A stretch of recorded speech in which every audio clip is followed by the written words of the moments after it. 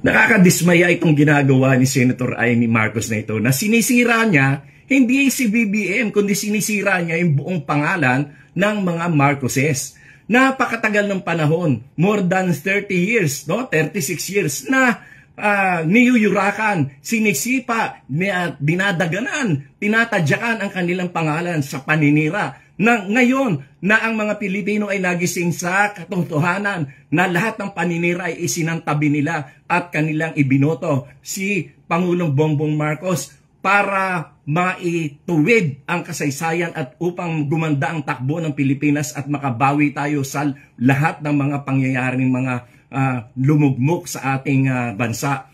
Ngayon ay sinisira niya. Sinasabi pa niya na nag-drug user daw si BBM at yang kaya pinakasalan ni Lisa ay upang maging matuwid ang kanyang buhay. Napakalaking kalokohan yan.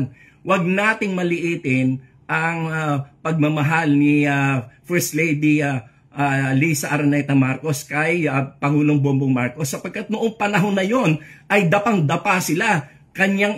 Talagang kanyang minahal ang ating Pangulo noong panahon na hirap sila. Noong panahon na niyuyurakan at tinatadyakan ang kanilang pangalan.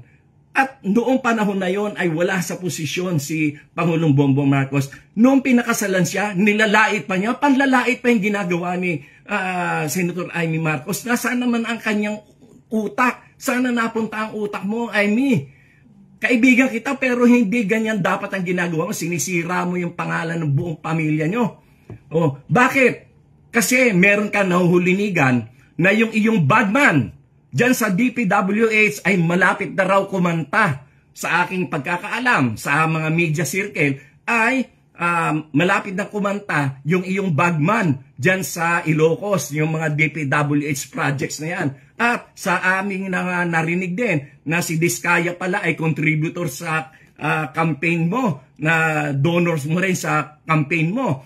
At yung hindi ka na pagbibigyan doon sa mga pwesto na gusto mong ipa-appoint. Kaya ikaw ay galit na galit sa iyong kapatid. Pero kung galit ka sa kapatid mo, dapat ay yan ay ipaglihim nyo lang sa inyong pamilya. Huwag mo idamay ang mga Pilipino, huwag mo idamay ang Pilipinas. Ngayon maninira ka, magdi-destabilize ka ng gobyerno. Sino pinapahirapan mo? Ang mga Pilipino.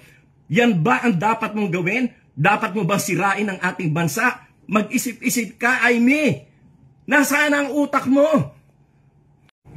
At sinisiraan mo pa si BBM para ikaw ay makapagtakbo sa ticket ni Sara as Vice President.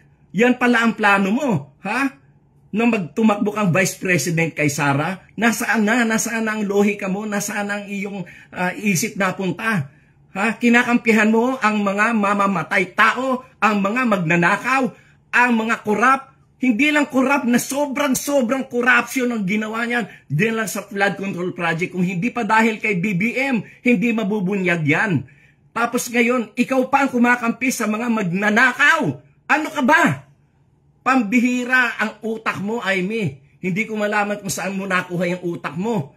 Si Sara, walang kapanapanalo yan sa pagka-presidente. Kayo lang ang nagsasalita ng ganyan sapagkat kinukondisyon yung isip ng mga Pilipino dahil takot na takot kayo, takot na takot ang mga Duterte at ang kanilang mga tauhan na sangkot sa mga corruption, takot na takot kayo na kayo ay makukulong na. Kaya yan ang inyong pinagsisintir. Kaya kayo ay kinakalaban at binabagsak nyo ang gobyerno ni BBM. Hindi kayo mananalo sapagkat nasa likuran ni BBM ang milyon-milyon na mga Pilipino na naniniwala na ang buhay natin ngayon ay mas maganda at mas may tinatahak na direksyon kaysa naman nung nakaraang panahon na wala talaga, na wala, sabog-sabog lahat.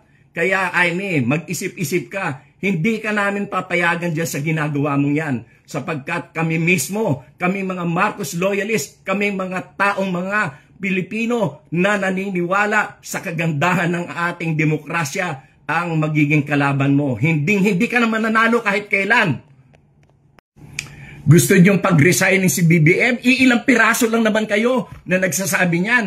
Takot na takot kasi kayo na malapit na kayong makorner, malapit na kayong makasuhan, malapit na kayong makulong kayo na mga kalaban ng politika sa administrasyong BBM.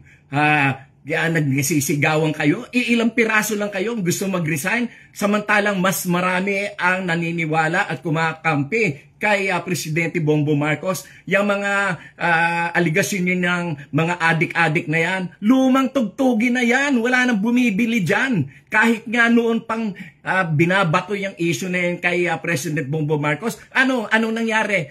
For the first time, a majority elected president ang ating naihalal for the first time. At for the first time, nagkaroon ng boto na pagkarami-rami ng 31 million plus. At yan ay kauna-unahang nangyari. At yan ay kahit sa kabila ng paninira kay BBM na siya ay adik, na siya ay kung ano-ano mga ibinato sa kanya, and still, ibinoto siya ng mga tao ng napakarami for the first time majority sa presidential election. At yung mga adik-adik nan, lumang tugtugin na yan, wala nang bumibili dyan.